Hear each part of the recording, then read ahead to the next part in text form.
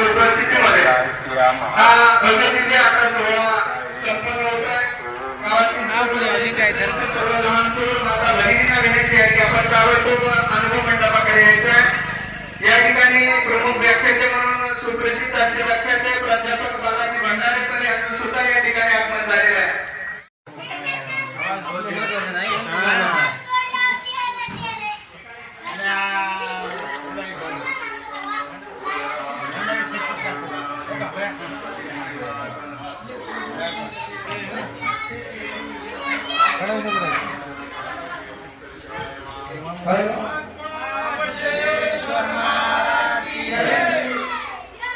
महात्मा बसवेश्वर संत शिरोमणी अण्णा मावळे युवक शिवराय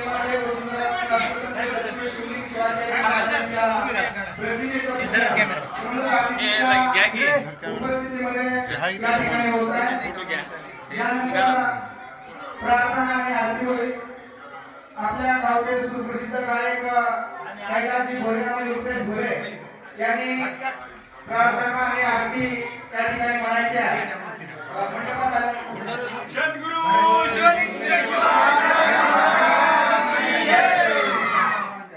जगज्योती महात्मा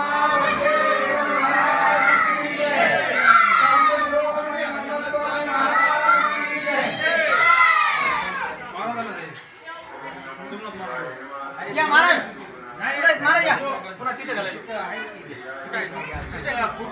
महाराज या ठिकाणी सर्व पाहुण्यांच्या उपस्थितीमध्ये जगज्योती महात्मा बसवेश्वर संत शिरोमणी मंडप माऊली राष्ट्रसंत सद्गुरु शिवलिंग शिवाजी महाराज यांच्या प्रतिमेचं या ठिकाणी पूजन सर्व युवकांच्या उपस्थितीमध्ये सर्व गाव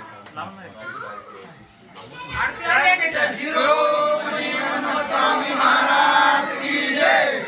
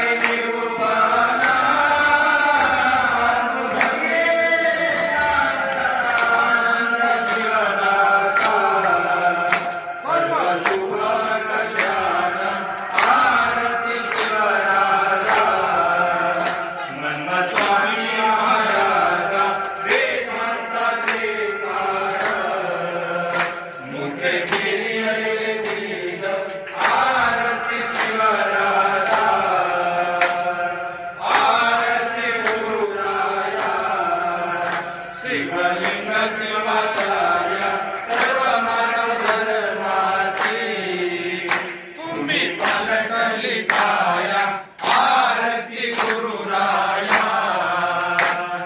आकार गुरुनोती धर्म रक्षणासाठी शिवनाम वीर्याचे सर्व मानवाच्या मुखी आरती गुरुराया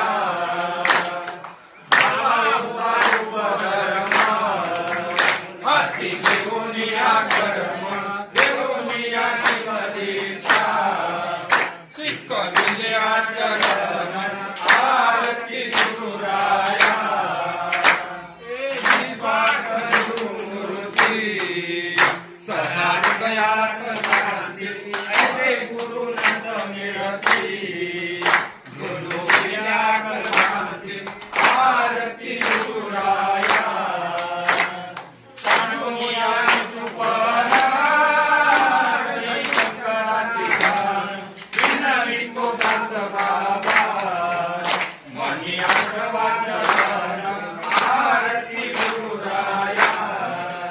शिवलिंग शिवाचार्या सर्व धर्माची तुम्ही करी काया आरती गुरुराया आरती बसवराजा शरणांगण रक्षक वीरा आरती बसवराजा शरणांगण रक्षक वीरा समता युग निर्माता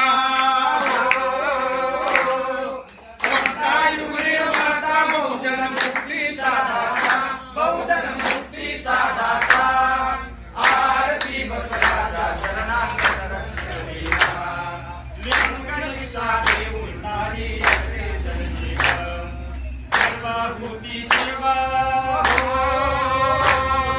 सर्वभूती शिव दारुणी सदा समभाव दारुणी सदा समभाव आरती बसवराजा शरणांगण रक्षक वीरा अनुभव मंडकी समरे महान घोष नारी नरास कडिका हो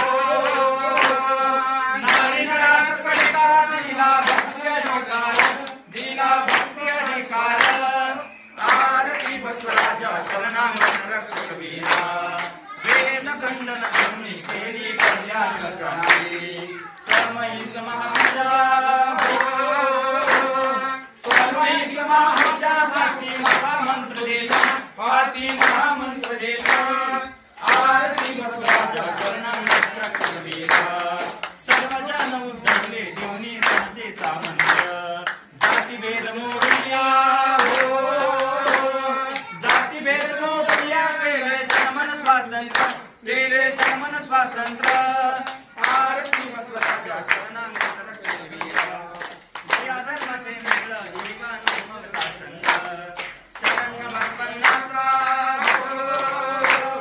शरण बसवन्नाचा कीर्ती गातो स्वानंद कीर्ती गातो स्वानंद आरती बसवराजा शरणांगण रक्षक वीरा आरती बसवराजा शरणांगण रक्षक वीरा संत शिरोमणी स्वामी महाराज की जय महात्मा बसवेश्वर महाराज की जय राष्ट्रसंत सद्गुरू श्री शिवराज महाराज की जय हर हर महादेव हर हर महादेव बसवेश्वर महाराज की जय राष्ट्रसंत सद्गुरू श्री शिवराज महाराज की जय जगद्गुरु महात्मा बसवेश्वर महाराज की जय हर हर महादेव हर हर महादेव वंदे मातरम वंदे मातरम भारत माता की जय भारत माता की जय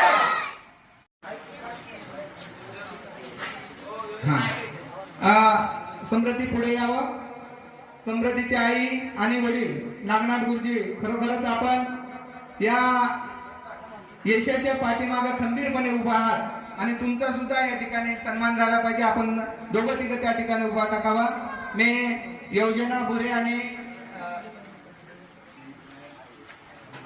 अध्यक्ष स्वप्नीलजी होते साहेब यांना सुद्धा विनंती करतो की आपण त्या सन्मान त्या ठिकाणी करावा हो आहे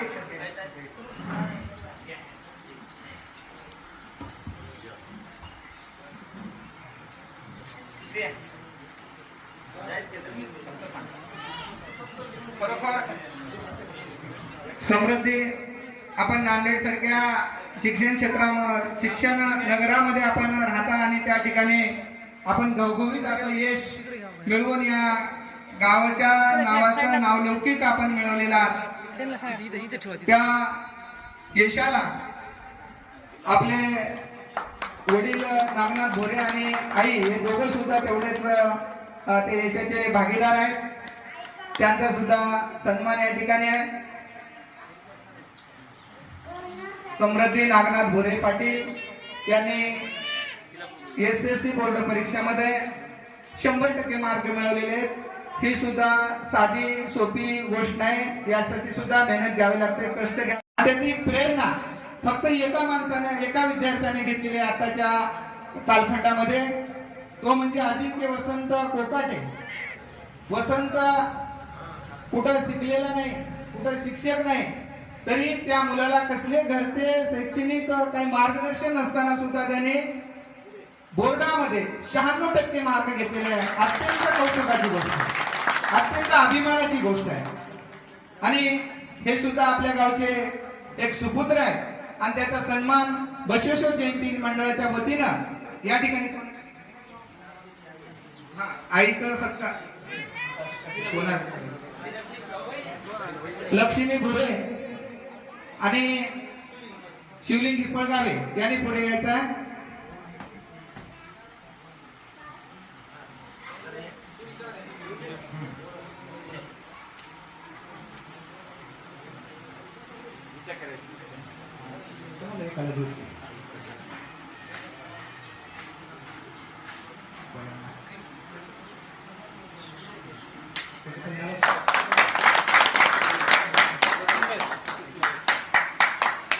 असंच यश मिळवण्यासाठी आपण मागं फिरून न पाहता येणाऱ्या कोणत्याही संकटाला सामोरे जाऊ. जर कोणती शैक्षणिक मदत लागत असेल तर आम्हाला भेटायला काही हरकत नाही. या अजिंक्यला मी या ठिकाणी सांगतो की कोणतीही शैक्षणिक मदत, कोणते मार्गदर्शन, काही मदत पाहिजे असेल तर आपण वेळोवेळी भेटावा आणि आपला जे काही शेवट आहे, जे पद मिळवायचं आहे ते आपण पद मिळवावं. आपल्यामध्ये ती क्षमता आहे, ती क्वालिटी आहे आणि त्या क्वालिटीला आपण न्याय देण्याचा प्रयत्न सातत्याने करावा. इथंच यश मिळालं म्हणून बसायचं नाही, तर पूर्ण आपल्याला एक एक पायरी, एक एक टप्पा आपल्याला पूर्ण करायचा आहे आणि तो टप्पा पूर्ण करण्यासाठी आपल्या या ठिकाणी तुमचा या ठिकाणी सन्मान झालेला आहे. त्यानंतर दत्ता जयवंत खांडेकर आले का? आले नाही. त्याच्या घरी सन्मान काय त्याचे हे दिले जाईल. यानंतर महेश भीमाशंकर भोरे पाटील यांनी 91% मार्क देशी केंद्र विद्यालय लातूर या ठिकाणी मिळवलेले आहेत. त्यांचा सुद्धा सन्मान सत्कार केला जाईल. मी त्यांचे चुलते बालाजी भोरे पाटील आणि शेषाबाई मोतीराम भोरे पाटील यांनी हा सन्मान सत्कार स्वीकारायचा आहे. मी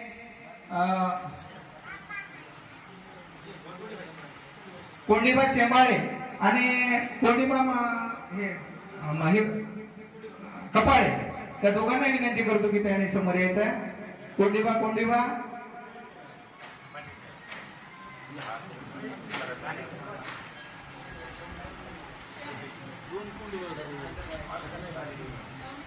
महेश भीमाशंकर भोरे पाटील यांनी देशी केंद्र महाविद्यालय लातूर या ठिकाणी 91% मार्क मिळवलेले आहेत. काही कारणास्तव या ठिकाणी येणं झालं नाही.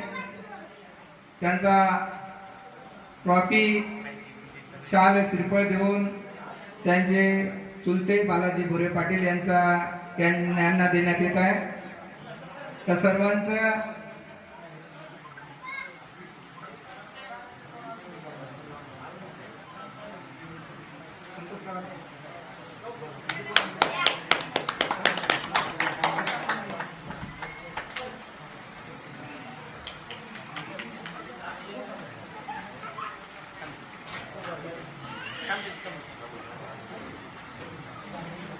संतोष भोरे पाटील आलाय का? हा बाबूराव भोरे, संतोष भोरे पाटील यांचा सुद्धा एक आदर्श शिक्षक आणि अनेक स्पर्धेमध्ये त्याने भाग घेतलेला आहे. त्याच्यामध्ये ते आदर्श रनर म्हणून त्यांनी सुद्धा आपलं नाव लौकिक केलेलं आहे. तिथेही बक्षीस मिळवलेलं आहे. संतोष भोरे पाटील त्यांचा सुद्धा या ठिकाणी सन्मान केला जाणार आहे. कोण राहिले? कैलास भुरे आणि ऋषी भुरे या दोघांनी संतोष भुरेचा सन्मान करायचा.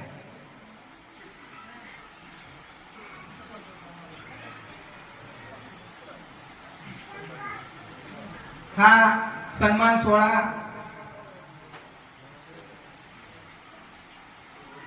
या जयंती महोत्सवातील सर्व मंडळाने अत्यंत विचारपूर्वक अशा पद्धतीने आयोजित केला. आणि जसं आपण एखाद्या अवताला बैल लावल्यानंतर आऊत सोडतो आणि त्याच्या पाठीवर हात ठेवल्या त्याचा अंग तसं थरथरतं, त्याला चांगलं वाटतं, तसं कोणालाही आपल्या कार्याचं कौतुक होत असताना खूप आनंद वाटतो. हा आनंद हा वेगळा आनंद असतो आणि तो आनंद देण्याचं काम सुद्धा या जयंती मंडळाने या ठिकाणी केलेलं आहे. खूप आपला उपक्रम खूप चांगला आहे आणि अशाच पद्धतीचा उपक्रम राबवण्याचा काय आपण करावा आणि यातूनच खऱ्या अर्थानं महात्मा बसवांना, डॉक्टर बाबासाहेब आंबेडकर अशा महान लोकांची प्रेरणा आपल्या पाठीमागे. आवाज बहुजनाचा याचे संपादक कोणी कार्यकारी असतील त्यांनी व्यासपीठावर यायचं आहे. शिवाजीराव गायकवाड आपण सन्मानाने या खुर्चीवर बसायचं आहे. त्याचा सत्कार किरण आमचे पोलीस मध्ये मुंबईमध्ये पोलीस म्हणून जॉईन झालेले 2 वर्ष झालं, अत्यंत चांगल्या पद्धतीने काम करणारे किरण भुरे निश्चितच आमच्या पुढच्या काळामध्ये PSI होऊ शकतात, तितकी क्षमता त्यांच्यामध्ये आहे. उद्याचा भावी PSI म्हणायला काही हरकत नाही. असे किरण भुरे ते या ठिकाणी सन्मान करत आहे.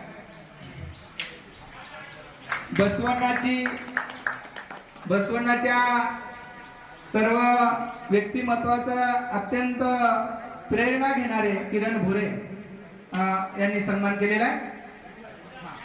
यानंतर तुमचं विमोचन आहे का? यानंतर सविस्तर असं कार्यक्रमाला सुरुवात होईल. सर्वांनी बसून घ्या. सर्वांनी बसून घ्यायचं आहे.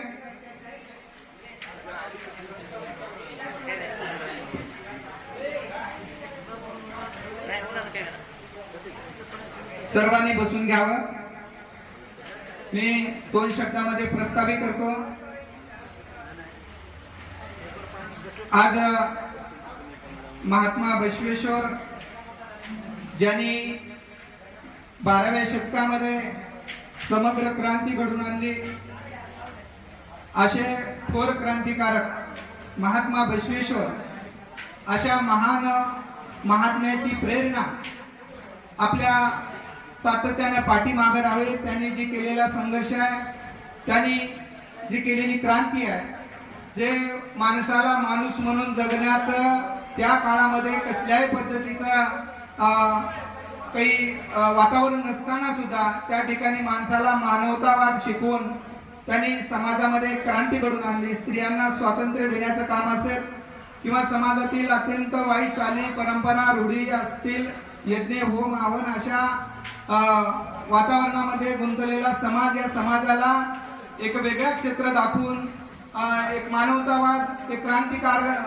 कार्य असं त्याने दाखवून एक काय कवे कैलास असा संदेश आपल्याला दिला. काम हेच परमेश्वर आहे आणि सर्व जाती धर्माला घेऊन एक आपला वैचारिक एक शरण मंडळ त्यांनी तयार केलं, शरण साहित्य तयार केलं आणि त्या माध्यमातून आज जर आपण पाहिलं तर महात्मा बसवेश्वर यांच्या विचारांचं संपूर्ण भारत नाही तरी परदेशामध्ये सुद्धा महात्मा बसवेश्वरांच्या विचाराचे पाईक आहे, त्यांची प्रेरणा सातत्याने घेतली जाते.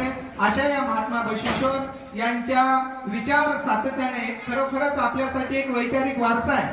तुम्हाला सांगतो की 12व्या शतकामध्ये महात्मा बसवेश्वर झाले, 16व्या शतकामध्ये संत शिरोमणी मनमत माऊली झाले आणि आधुनिक काळामध्ये युगपुरुष युग निर्माते राष्ट्रसंत सद्गुरु शिवलिंग शिवाचार्य महाराज झाले आणि यांनी आपल्याला एक वैचारिक वारसा आपल्याला ठेवून गेलेला आहे आणि ते वैचारिक वारसा आपल्याला जपायचा एक वैचारिक व्यासपीठ आहे. दुसऱ्याला असं व्यासपीठ नाही. एवढं आपल्या या समाजाला जे आहे व्यासपीठ तयार केलेलं आहे आणि हे व्यासपीठ सातत्यानं कसं गाजत राहील यासाठी येणाऱ्या तरुणांना आपल्यामधले मतभेद आपल्यामधला न्यूनगंड सोडून हे जे वारसा आहे ते वारसा सातत्यानं जपावा अशा जयंतीच्या माध्यमातून असेल किंवा सत्याच्या माध्यमातून असेल जे जे काय आपल्याला मार्ग दाखवले त्या मार्गाच्या माध्यमातून आपण हा वैचारिक वारसा पुढे नेण्याचं काम करावं आणि तशा पद्धतीनं काम आपण या गावातील सर्व जयंती मंडळानं सातत्याने केलाच आणि त्याचबरोबर विधिज्ञ म्हणून सुद्धा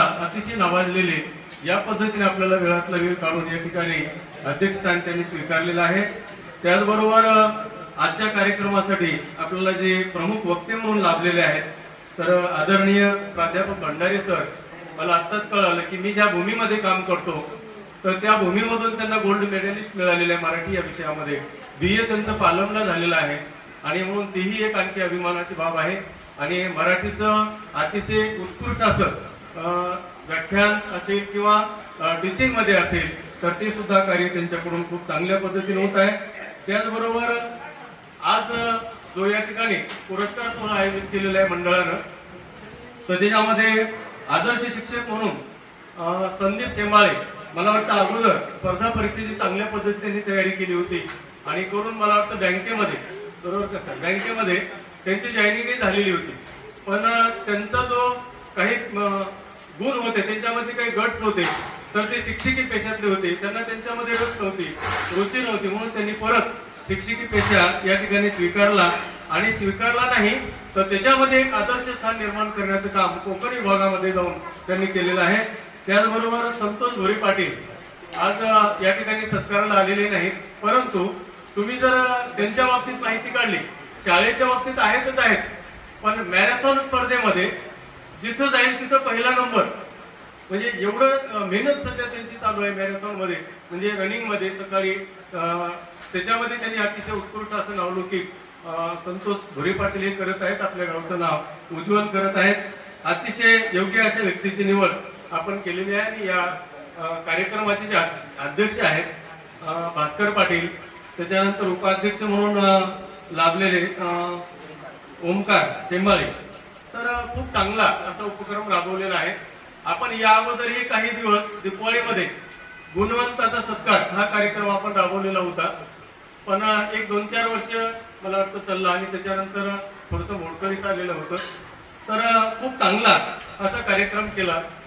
सुरुवातीला मी असं म्हणेन की मला तो राज्यस्तरीय पुरस्कार मिळाला आणि एका साहित्य संमेलनामध्ये माझा त्या ठिकाणी सन्मान झाला, परंतु तो सन्मान मला या सन्मानापुढे अतिशय फिका वाटतो.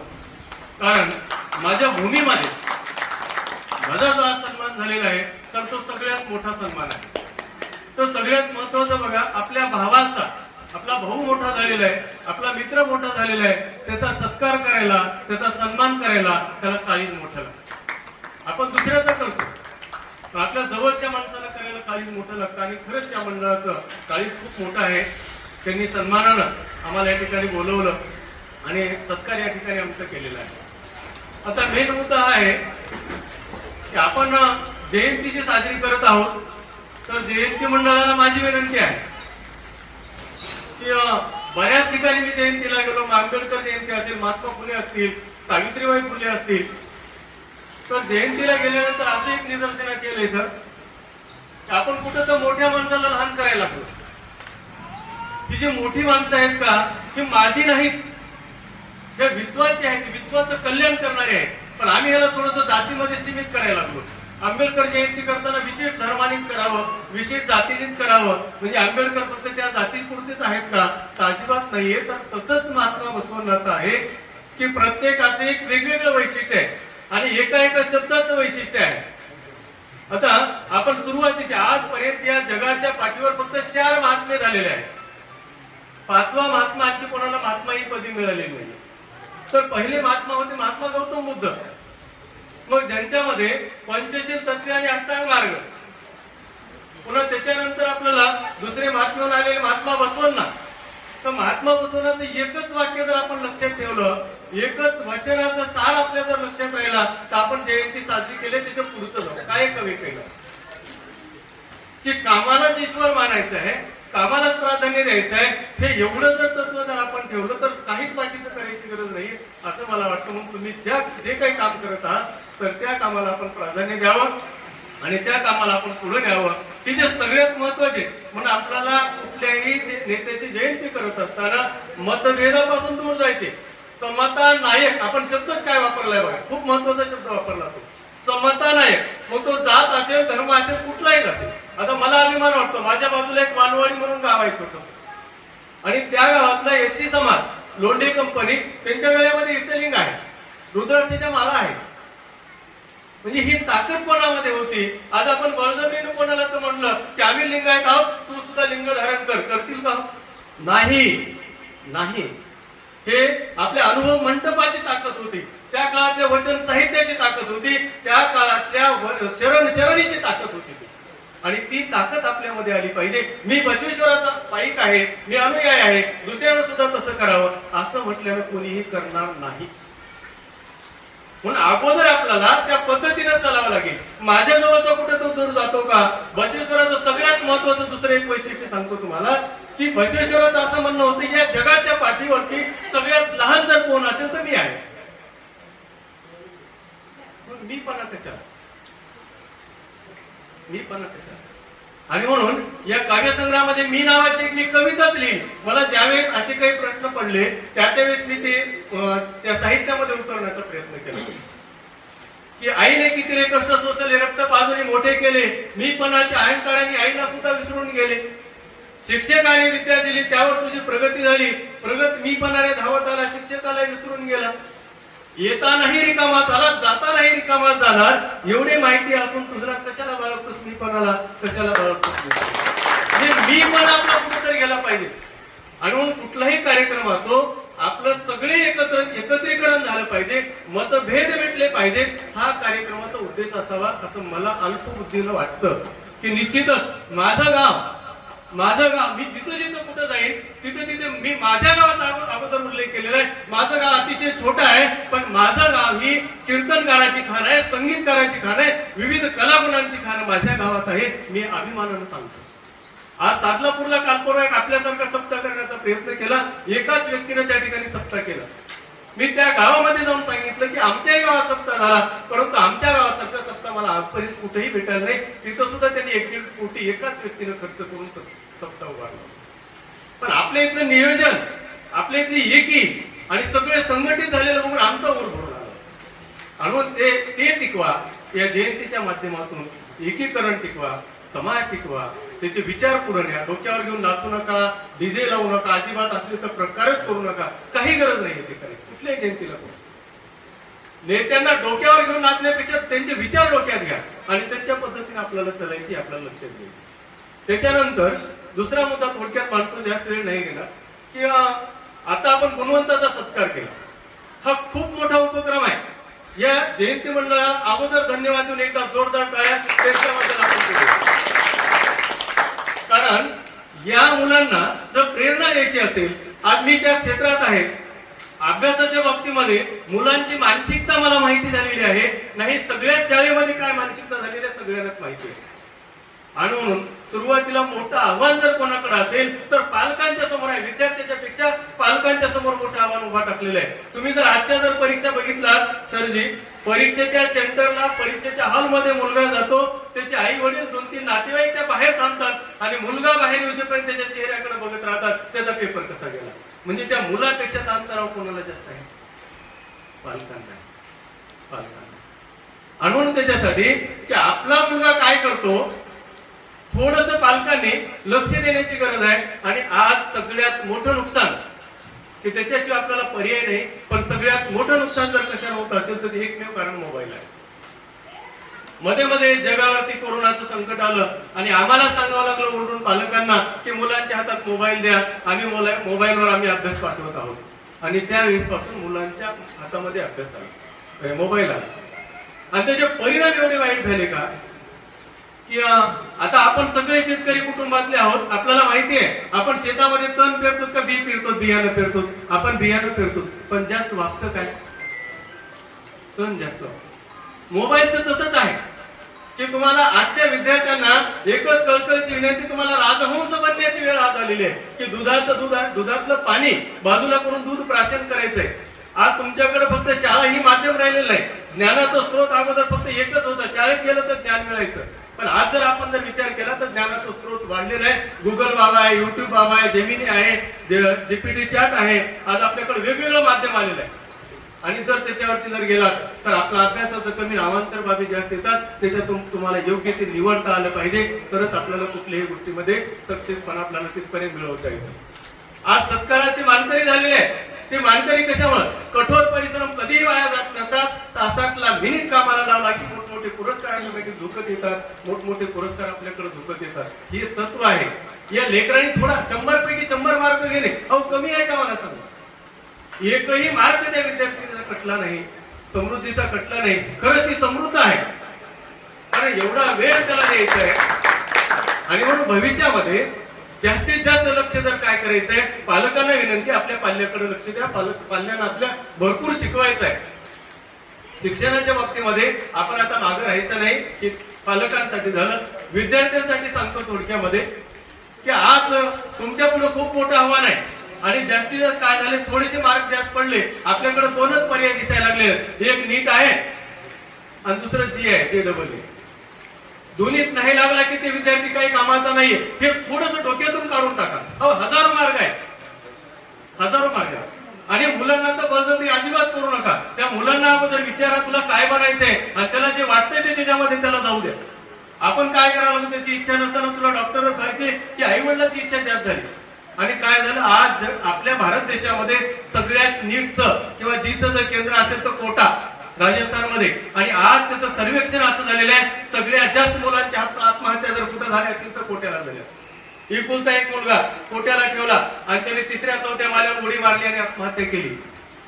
तर आपल्याला त्याच्यापासून जर दूर जायचं असेल तर आपल्यामधला जो संवाद कमी झालेला आहे तो संवाद वाढला पाहिजे. मोबाईलमुळे आपले संवाद कमी झालेले आहेत. आज आपण प्रत्येक जण बघायला लागलो ग्रामीण भागात सुद्धा, अहो घरामध्ये 4 माणसं आलेली असतील. मला सांगा 4 माणसं घरामध्ये संध्याकाळच्या वेळेत बसलेत, एकही एकाला बोलत नाही. प्रत्येकाच्या जास्तचा मोबाईल आहे, जास्त कोपरा धरलाय.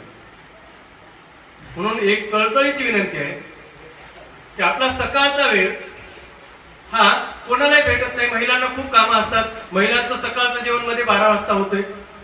आपल्याला कुठं तर ऑफिसला जायचे, कामाला जायचे, मुलांना शाळेत जायचे. सकाळच्या जेवणाचा मेळ लागत नाही, दुपारच्या लागत नाही, संध्याकाळच्या जेवणाचा मेळ लावायचे. मी या जयंतीच्या निमित्तानं सगळ्यांना एकच महत्वाचा उद्देश आपल्या पुढे आव्हान ठेवू इच्छितो. संध्याकाळचं जेवण हे सगळ्या कुटुंबांनी, आता आपण बसवेश्वरांची जयंती साजरी करत आहोत. महिला आणि पुरुष भेदभाव आपल्याला सारायचे. पूर्वीचा काळ सोडून द्या, महिला आणि पुरुष एकदा जेवायला बसायचा आहे. आपल्या मुलांना जेवायला घेऊन बसवायचं आहे. आणि फक्त एक आठ आहे, तेवढी एक आठ मान्य होते का तेवढं बघायचं आहे. थोडं आठ थोडीशी अवघड आहे सर. जेवण होऊपर्यंत मोबाईलच हातात घ्यायचा. जेवण उजव्या हाताने चालू आहे, मोबाईलवर डाव्या हाताने सरकवणं चालू आहे. तर त्या अन्नाचं पाचक आपल्या शरीरात कसं तयार होईल. आणि म्हणून त्याच्यासाठी आपल्या गावातली आजही असं काळीच थर करतं, अशा गावातली आपल्या गावातली घटना घडलेली. आपले मसनाजी तोडणे आज आपले उत्कृष्ट शिक्षक होता. एक दिवस अगोदर माझा त्याचा संवाद मोबाईलवर झालेला होता. फक्त त्याचा संवाद कुठेतरी कमी पडला आणि आपल्याला जीव गमवावा लागला. एकमेव कारण आहे, संवाद कमी झाला. मोबाईलमुळे संवाद कमी झाला. म्हणून घरच्या माणसांनी संध्याकाळच्या वेळेस मस्तपैकी गप्पा मारत मोकळेपणाने आपल्याला आहार घेतात. पूर्वीच्या काळात तेच होतं. सगळेजण संध्याकाळी एकत्र बसून जेवणे असेल किंवा एकमेकाचा सहवास असेल, एकमेकाचा सहवास वाढवायचा. आपल्या पाल्यांकडे लक्ष द्या. मोबाईलकडे कशा पद्धतीने आपल्याला जास्तीत दुर्लक्ष करता येईल बघा. कुटुंब जोडून ठेवा, वाडा जोडून ठेवा, गाव जोडून ठेवा. दुसऱ्याला आपल्याला जोडत बसायची गरज आहे. सुरुवातीची आपल्याला कुटुंबापासून करायचे. अतिशय हा महत्वाचा भाग आहे. आणि म्हणून मी जास्त अधिकचा वेळ न घेता मला बोलवला, माझा या ठिकाणी सन्मान केला. तो सन्मान मला सगळ्या सन्मानापेक्षा मोठा आहे. परत एकदा मी आपल्या जयंती मंडळाचे शतशः आभार मानतो, धन्यवाद देतो.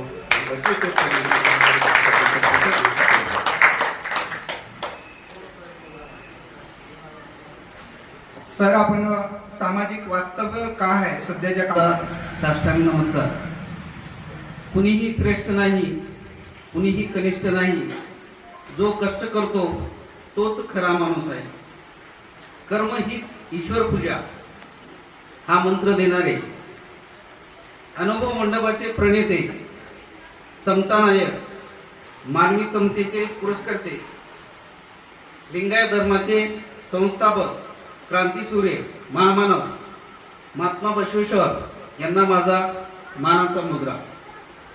आदरणीय व्यासपीठावर उपस्थित मान्यवर, आजच्या या कार्यक्रमाचे अध्यक्ष, अहमदपूर नगरीचे नगराध्यक्ष स्वप्नीलजी होते साहेब, तसेच आज या कार्यक्रमाला व्याख्याते म्हणून लाभलेले भंडारे सर आणि व्यासपीठावरील इतर मान्यवर, तसेच आमचे शिक्षक, मार्गदर्शक मठपती सर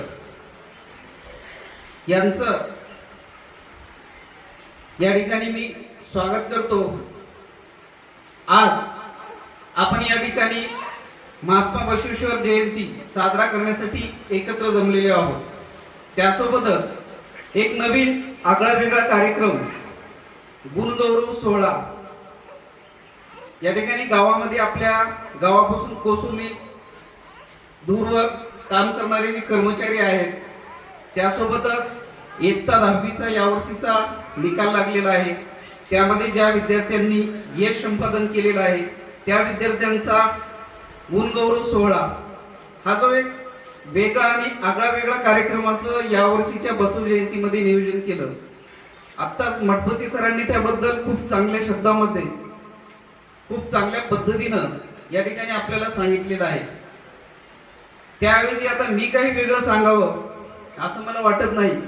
आणि आपल्याला या ठिकाणी ऐकायचंय, जे आपल्याला या कार्यक्रमाला व्याख्याते म्हणून लाभलेले आहेत, मेन त्यांचं या ठिकाणी आपल्याला मार्गदर्शन घ्यायचं आहे.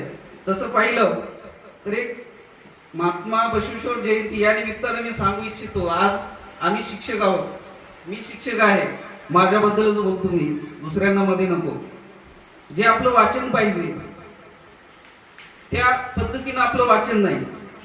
जरी मी शिक्षक असेल, महात्मा बसवेश्वर यांचं कार्य, यांचं जीवनचरित्र, वरवरचा जो आपण नॉलेज म्हणतो, जे व्हॉट्सअप युनिव्हर्सिटी, फेसबुक युनिव्हर्सिटी, ते आज आपल्याला सर्वत्र माहीत आहे. या माध्यमातून आपल्याला जास्तीत जास्त नॉलेज मिळतं. आणि ते किती खरं असतं, त्याच्यात किती रिएलिटी आहे, हे आपल्या सर्वांना त्याचा परिचय आहे. तर एक या जयंती निमित्त मी या ठिकाणी संकल्प असा करू इच्छितो की कमीत कमी या जयंतीपासून तरी एकदम असा डिटेल आणि सूक्ष्म असा अभ्यास आपल्या धर्माचा, धर्म संस्थापक महामानव महात्मा बसवेश्वर यांचा करतो. मी या ठिकाणी या जयंतीनिमित्त हा संकल्प घेतो. आपण सर्वांनी पण जयंती ही नाचून गाजवण्यापेक्षा वाचून गाजवावी, हे प्रत्येक जण सांगत असतात, प्रत्येक भाषणामध्ये होत असतं, परंतु त्याची अंमलबजावणी ही आपल्या दैनिक कृतीमध्ये, दैनिक कार्यामध्ये उतरली तरच त्या जयंतीला आणि तरच या कार्यक्रमांना, तरच या मिरवणुकांना, तरच या शोभायात्रांना, या सर्वांना अर्थ आहे. नाहीतरी सर्व पालथ्या गड्यावर पाणी आहे. माणसं विचार मंचावर आल्यानंतर भाषणामध्ये, मोठ्या मोठ्या ठिकाणी, मोठ्या मोठ्या सभेमध्ये भरपूर मोठं काही बोललं जातं, भरपूर शब्दफेक होते, भरपूर अभ्यासू आहे, परंतु दैनिक जीवनामध्ये, दैनिक आचरणामध्ये त्याचा कसलाही संबंध नसतो. ते असं होऊ नये. आम्ही ज्या ठिकाणी कार्य करतो त्या ठिकाणी आदर्श शिक्षक पुरस्कार खरं तर मागच्या 2 वर्षापासून माझ्या मागे होते, परंतु माझं स्पष्ट मत असायचं की माझ्या सेवेला सुरुवात हो, जेमतेम 4-5 वर्ष झालेली आहेत. माझ्यापेक्षा सिनियर ज्याची 20 वर्ष, 25 वर्ष, 15 वर्ष ज्या शिक्षकांची सेवा झालेली आहे ते खरे हक्कदार आहेत. परंतु त्यांचं म्हणणं मी 2 वर्ष थांबवलेलं असताना या वर्षी त्यांनी कसल्याच प्रकारचं ऐकून घेतलेलं नाही. सरळ सरळ माझ्या मागणी परस्पर त्यांनी नाव पाठवून दिलं आणि तो सोहळा पुणे या ठिकाणी आपले माननीय शिक्षण मंत्री दादाजी भुसे साहेब यांच्या अध्यक्षतेखाली आणि सन्मान हा आपल्या महाराष्ट्राचे सुप्रसिद्ध शिक्षक दत्तात्रय वारे गुरुजी यांच्या हस्ते तो झाला. तो एक खूप अभिमानाचा क्षण होता. असं मला कधी कधी वाटतं, आणखी वाटतं की खरंच आपण त्या पात्रतेची नाही, आपल्याला काम आणखीन बरंच करायचंय, बरंच आपल्याला पुढे जायचंय. परंतु ठीक आहे, ज्या ठिकाणी आपल्याला पर्यायच नसतो त्या ठिकाणी तो सन्मान स्वीकारला आम्ही. आणि आता खऱ्या अर्थाने इथून पुढे जबाबदारी वाढली की आपल्याला आणखीन चांगल्या जोमानं कार्य करायचंय. पुरस्कारासाठी कार्य करावं, काम करावं असा हेतू मुळीच नसावा.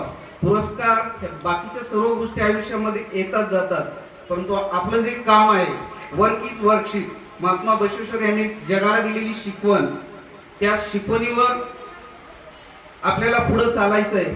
आणि तिथूनच पुढे आपलं व्यक्तिमत्व, त्यासोबतच आपले सोबत असणारे मित्रपरिवार, आपला समाज, आपलं कुटुंब, या सर्व गोष्टींना आपल्याला सोबत घेऊन चालायचंय. आता या ठिकाणी मी माझे 2 शब्द थांबवतो, आपला अधिक वेळ घेणार नाही आणि आपला पुढील कार्यक्रम, जी काही पुढील आपली रूपरेषा आहे त्यानुसार संपन्न व्हावा अशी मी या ठिकाणी इच्छा व्यक्त करतो. आणि आयोजकांनी जे हे नियोजन केलं त्याबद्दल युवा बसव मंडळ किनी कौतु, अध्यक्ष, उपाध्यक्ष, सर्व सदस्य, या कार्यक्रमाला ज्यांनी आर्थिक सर्व बाबतीत मदत केली त्या सर्वांचं मी या ठिकाणी आभार मानतो. आयोजकांनी या ठिकाणी 2 शब्द बोलण्याची मला संधी दिली त्याबद्दल त्यांचेही आभार मानतो आणि मी थांबतो. जय हिंद, जय महाराष्ट्र.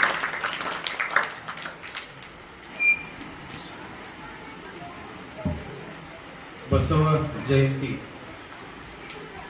समारोह सोहळ्याचे बसव पीठावर विराजमान असलेले सन्माननीय अध्यक्ष, आपल्या तालुक्याचं उभरतं, जिवंत आणि सळसळतं नेतृत्व आदरणीय ओमभैया होते, स्वप्नील भैया होते.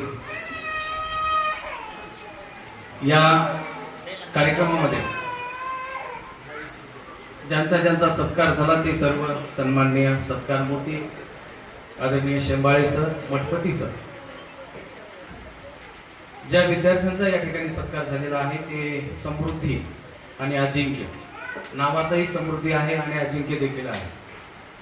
मला वाटते आता हळूहळू महाराष्ट्र शासनाला 100% हे जे लिमिट आहे ते सुद्धा वाढवावं लागेल. कारण समृद्धीकडे गेल्या 5-6 वर्षापासून आम्ही पाहतो 100-100-100ची रेंज आहे. म्हणजे आता 110%, 120%च्या पुढे न्यायला हरकत नाही. म्हणजे एवढी बुद्धिमत्ता तल्लख झालेली आहे. आणि सरांनी मनोगतामध्ये असं सांगितलं की मोबाईलचा वापर अतिप्रमाणात झालेला आहे. तर या 2-3 ज्या लेकरांनी मेरिट मिळवलेलं आहे, कृपया या लेकरांना जरी विचारलं तरी हे सांगतील की आम्ही मोबाईलचा वापर नगण्य केलेला आहे.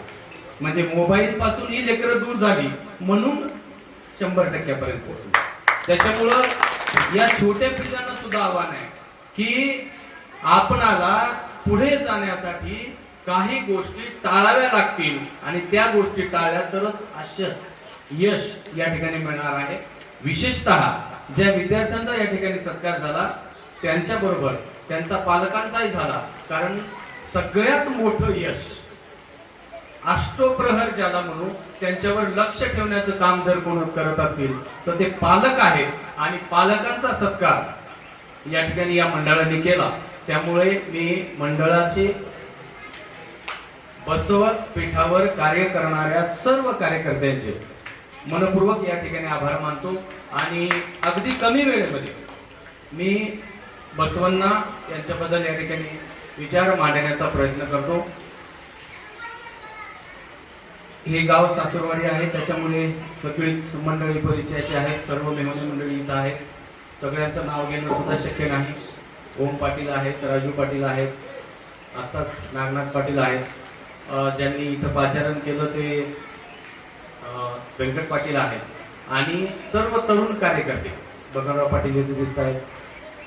सर्व आपुलकीची माणसं आहेत. त्यांच्या समोर अगदी थोडक्यामध्ये बसवांना मांडण्याचा प्रयत्न करतो. मुळामध्ये सरांनी बोलताना हेही सांगितलं की आणि सरांकडून एक अपेक्षाही करतो की आपण या गावचे नागरिक आहोत. मला वाटते तुम्ही ज्या गावांमध्ये नोकरी करता आहात, समजा मी बोरगावचा आहे आणि हडवतीला नोकरी करतोय, तर माझं हे काम आहे, एक विनंती आहे की जेव्हा मी माझ्या गावामध्ये येतो तेव्हा त्या शाळेमधली कोणकोणती लेकरं सुणसुणीत आहेत, चांगली आहेत, तिथं जे तुम्ही क्रिएटिव्हिटी वाढवताय, तिथं ज्या काही नवीन गोष्टी तुम्ही संकल्प त्या ठिकाणी राबवताय, तेच संकल्प इथल्या विद्यार्थ्यांसाठी सुद्धा आपल्या ज्ञानाचा फायदा जर आपण करून दिला तर मला वाटतं इथं जी 2-3 संख्या आहे ती संख्या निश्चितपणानं पुढच्या वेळेस 10 असेल. मी हे कार्य माझ्या गावामध्ये करतो आहे म्हणून फक्त एक विनंती आहे. आणि दुसरी एक गोष्ट आहे की आपण शिक्षित माणसं आहोत. आपल्यापेक्षा समाजामध्ये जे अशिक्षित मंडळी जातात ती आपल्यापेक्षा ज्ञानी आहेत, आपल्यापेक्षा ज्ञानी आहेत, फक्त त्यांना मांडण्याचं माध्यम नाही, ते मांडू इच्छित नाही किंवा मांडता येत नाही, फक्त एवढाच फरक आहे. नाही तर आपल्यापेक्षा ती माणसं सुद्धा खूप ज्ञानी आहेत. आपण शिक्षित असलेल्या माणसांचं एक काम आहे की आताच व्हॉट्सअपचा आणि फेसबुक युनिव्हर्सिटीचा सरांनी उल्लेख केला, आपण आपल्या गावातला शिक्षित माणसांचा एक ग्रुप करावा. त्यात जी विद्यार्थी आहेत तिकडे ज्या ज्या संकल्पना आहेत त्या सगळ्या संकल्पना संधी आपल्याला या विद्यार्थ्यांपर्यंत पोहोचती करता येते. नमस्कार साठी भरपूर व्हॉट्सअप ग्रुप आहेत, पण उमेदीचं काहीतरी देण्यासाठी असा एक व्हॉट्सअप ग्रुप देखील आपण तयार करू शकतो, तो करावा अशी अपेक्षा या ठिकाणी व्यक्त करतो. आणि अगदी थोडक्यामध्ये मुळामध्ये बसवांना मांडणं एका व्याख्यानामध्ये साधी गोष्ट नाही. बसवांनी संबंध जगाला जे सिद्धांत दिले आहेत त्या एकाही सिद्धांतावर जर आपण बोलायचं ठरवलं तर 4-4-8 दिवस व्याख्यानं चालतात. त्याचं कारण असं आहे, संबंध जगाची भूमी पहिल्यांदा उभी असलेली आहे ती आहे महात्मा गौतम बुद्धांच्या तत्वज्ञानावर. आणि त्याच्यानंतर जवळपास 1800 वर्षांनी महात्मा बसवण्णांनी समग्र क्रांती, समग्र तत्वज्ञान या जगाला दिलेलं आहे. आपल्याला माहिती आहे की आपली राज्यघटना 1950 ला अस्तित्वात आली. इंग्लंडची राज्यघटना 1215 ला अस्तित्वात आली. पण त्याही 60 वर्ष अगोदर महात्मा बसवण्णांनी अनुभव मंडप नावाची संसद उभी केली आणि जी संसद आज संबंध जगामध्ये नावारूपाला आली. आजची भारतीय जी नवीन संसद बांधलेली आहे ती संसद सुद्धा त्याच धर्तीवर बांधलेली आहे.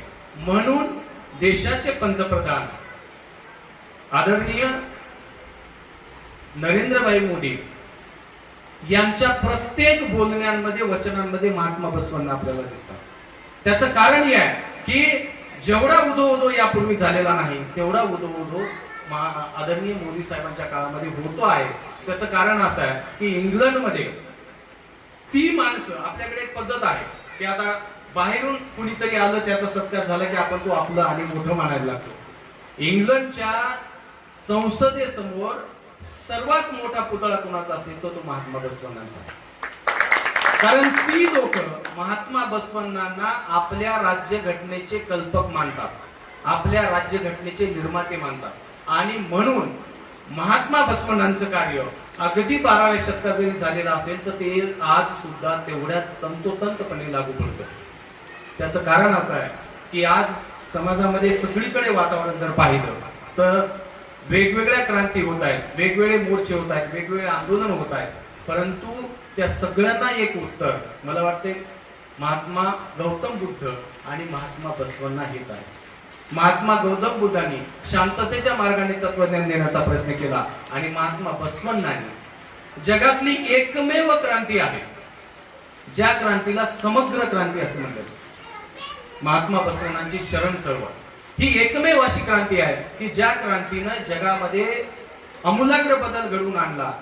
केवळ कर्नाटक मधील नाही, महाराष्ट्रातील नाही, तर देश विदेशातील अनुयायी आपल्या झेंड्याखाली आणले, आपल्या चळवळीखाली आणले. ती चळवळ म्हणजे शरण चळवळ, समग्र क्रांती, आज ज्याला कल्याण क्रांती म्हणून संबोधलं जातं. आणि याच्याशी तुलना करणारा फक्त एकच आहे, तो म्हणजे स्वातंत्र्याचा लढा.